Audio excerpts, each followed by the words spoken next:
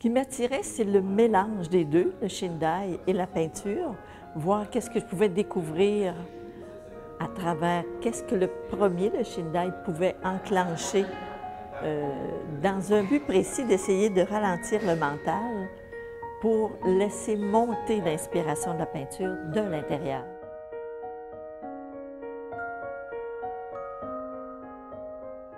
J'ai voulu participer à l'art expérimental et le Shindai parce que c'était de l'inconnu. Et je suis quelqu'un qui aime découvrir les choses. Alors, ça me tentait.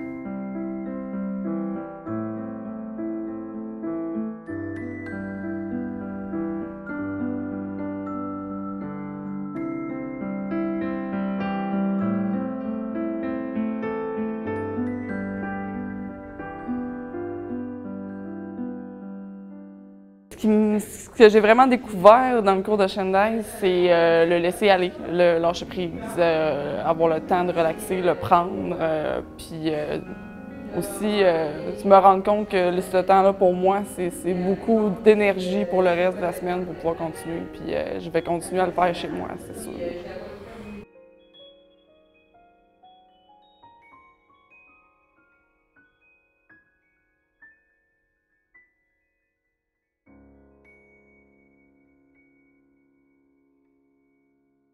J'adore le mouvement du Shindai. C'est un principe qui est simple, qui est adapté à toutes les personnes, puis qui est très agréable à faire.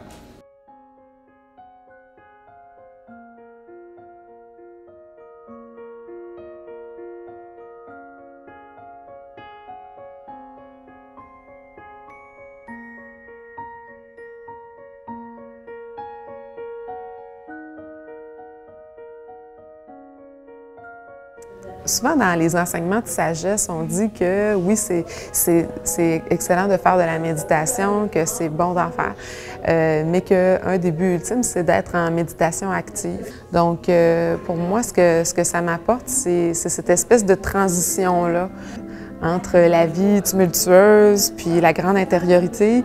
Il y a un état de présence qui peut être là dans les gestes.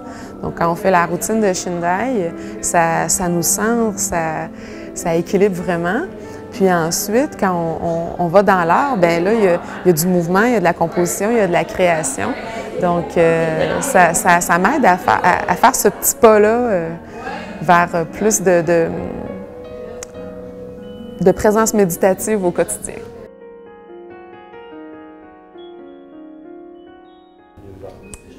Libération. Découverte. C'est laisser aller, là. C'est vraiment le mot qui définit ça, je pense. Bien, pour moi, c'est la respiration et la vie qui circule. C'est ça que ça représente, en un mot. Équilibre.